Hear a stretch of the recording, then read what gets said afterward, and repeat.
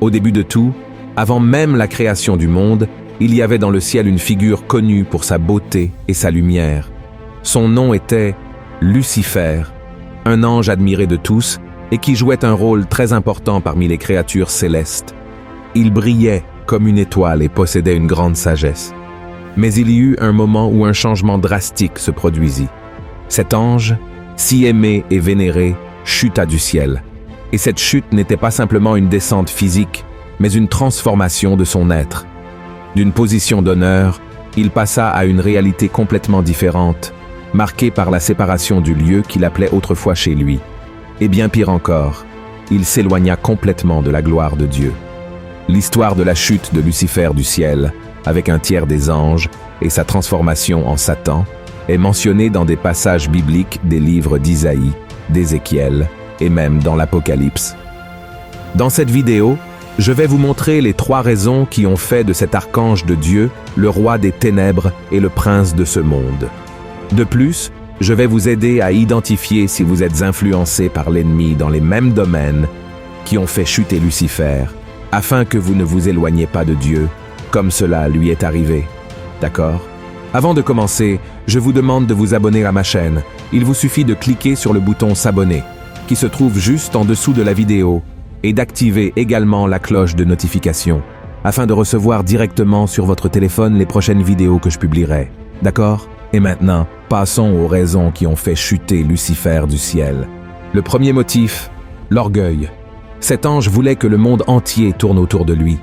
Il désirait que toutes les créatures célestes se prosternent à ses pieds et l'adorent. Et pour lui, ce n'était pas suffisant d'avoir un rôle important dans le royaume de Dieu, car il voulait être Dieu lui-même.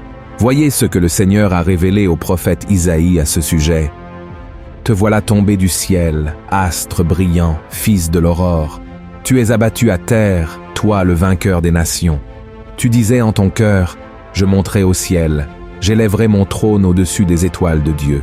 Je m'assiérai sur la montagne de l'assemblée, à l'extrémité du septentrion. Je monterai sur le sommet des nues, je serai semblable au Très-Haut. Mais tu as été précipité dans le séjour des morts, dans les profondeurs de la fosse. » Avez-vous remarqué que dans ce bref discours, Satan a utilisé le pronom « je monterai, je m'élèverai, je m'assiérai, je monterai, et à la fin, il a dit « je serai ». Et cela nous montre à quel point son cœur était orgueilleux et il désirait la reconnaissance. C'est pourquoi il n'a ménagé aucun effort pour convaincre les autres anges de rester à ses côtés. Malheureusement, de nos jours, Satan a influencé de nombreuses personnes à adopter le même comportement. Et savez-vous quelle est l'idéologie qui s'est le plus répandue au XXIe siècle? La célèbre phrase « Crois en toi-même ». Il vous suffit de prêter attention aux discours des influenceurs, des coachs et même de certains leaders spirituels, comme si nous étions vraiment capables de faire quelque chose par nous-mêmes, sans dépendre de la grâce et de la miséricorde de Dieu. Bien sûr, chacun de nous a son potentiel, mais nous devons nous rappeler que le diable est rusé, il est très intelligent. Remarquez que Lucifer, à aucun moment, n'a voulu s'élever au-dessus de Dieu. En fait, il voulait être égal à Dieu, se comparant à lui, étant au même niveau de pouvoir et de majesté. Et c'est exactement de cette manière que Lucifer agit avec les êtres humains depuis qu'il a été chassé du ciel. Si nous regardons le chapitre 3 du livre de la Genèse, nous verrons que le serpent a convaincu Ève de manger du fruit défendu de l'arbre de la connaissance, en lui disant qu'elle et son mari seraient égaux au Créateur. Et des milliers d'années se sont écoulées, et la stratégie de jouer sur l'orgueil des gens reste la même. Je vais te donner un exemple simple mais très clair à ce sujet. Pourquoi la plupart des gens veulent-ils avoir des milliers, voire des millions de followers sur leurs réseaux sociaux? Pourquoi les gens se mettent-ils autant en avant, se exposent-ils de manière exagérée, souvent en montrant leur corps, leur intimité, voire leur douleur et leur lutte, afin d'être élevés, admirés, adorés, voire même vénérés? Mais il est important de souligner ici que nous ne pouvons pas généraliser. Il y a beaucoup d'hommes et de femmes qui utilisent les réseaux sociaux pour aider les autres, faire le bien et partager des choses pertinentes. Tout comme dans mon cas et celui d'autres hommes et femmes de Dieu, beaucoup ont également partagé la parole du Seigneur avec de nombreuses personnes à travers le monde. Ce que je veux dire ici, c'est que malheureusement, la plupart finissent par vouloir se promouvoir pour construire leur propre royaume. Et quand nous récitons la prière du Notre Père, nous disons à Dieu, « Que ton nom soit sanctifié, que ton règne vienne, que ta volonté soit faite. » N'est-ce pas vrai? Mais ces personnes influencées par l'orgueil ne prient que de leurs lèvres, car leur cœur désire exactement le contraire. Et si cela semble si évident à percevoir, pourquoi les gens continuent-ils dans cette erreur? C'est à cause de l'ego.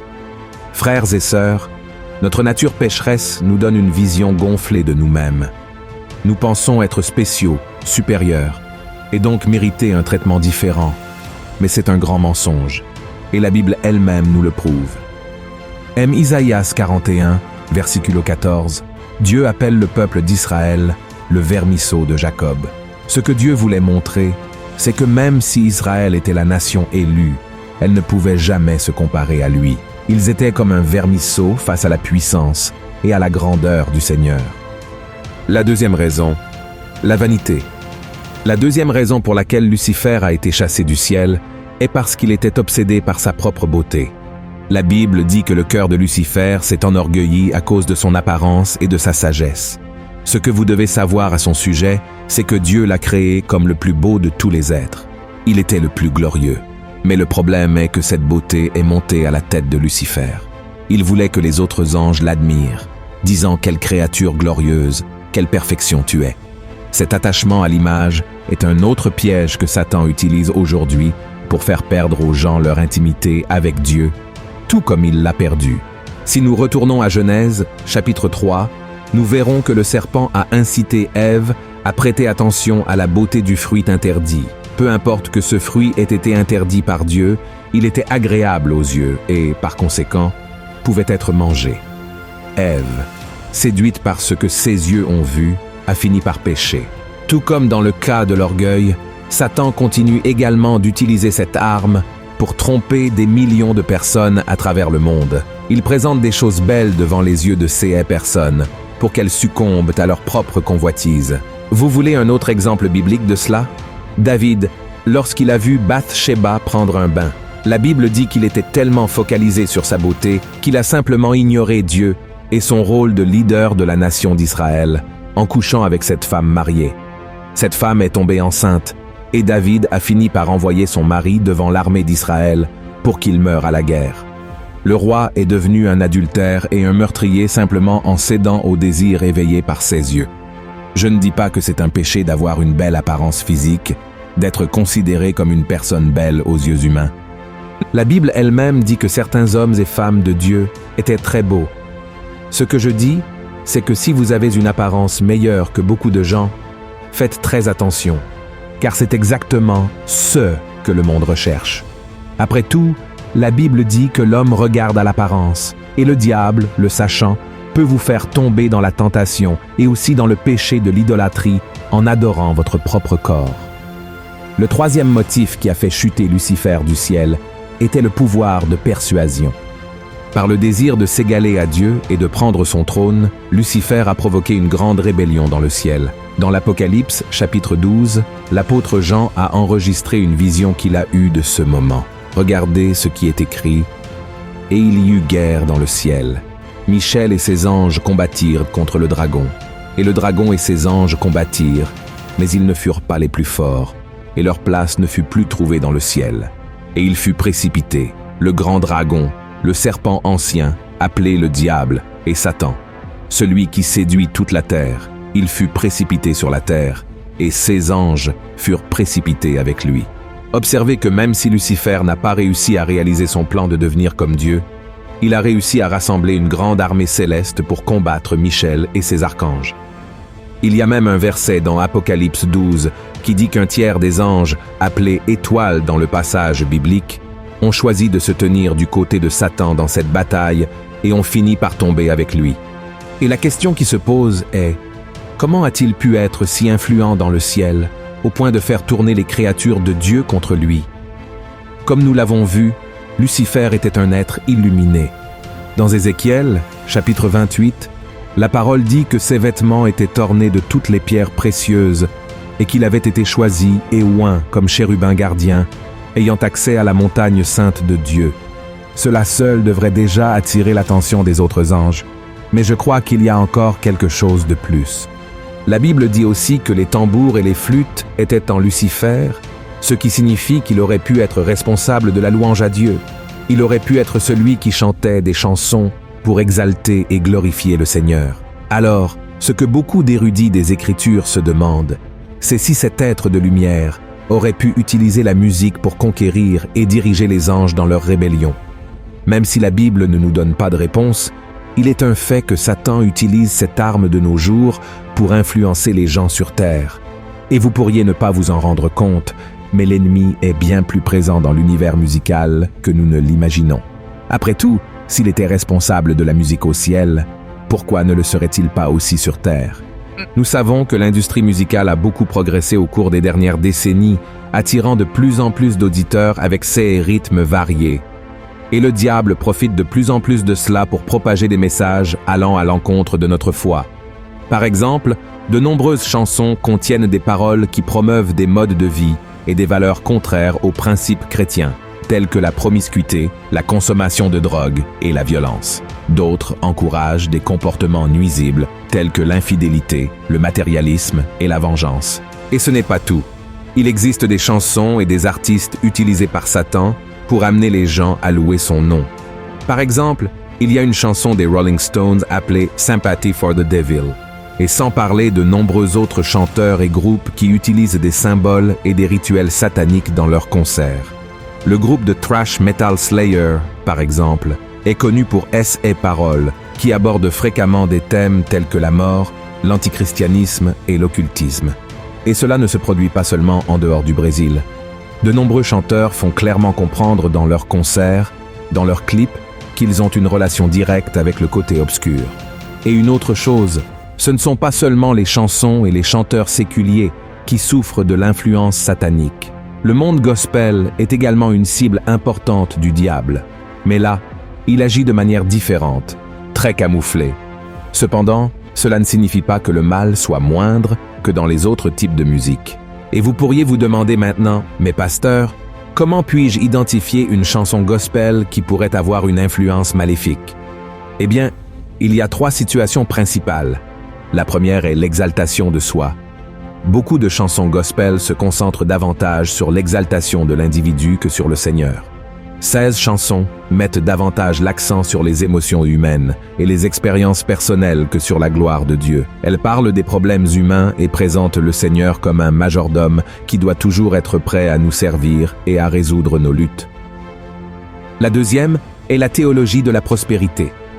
Certains chants gospel déforment la parole de Dieu, promouvant l'idée que, en Dieu, nous aurons tout ce que nous voulons, que le mal ne nous touchera pas, et que nous ne rencontrerons jamais de difficultés.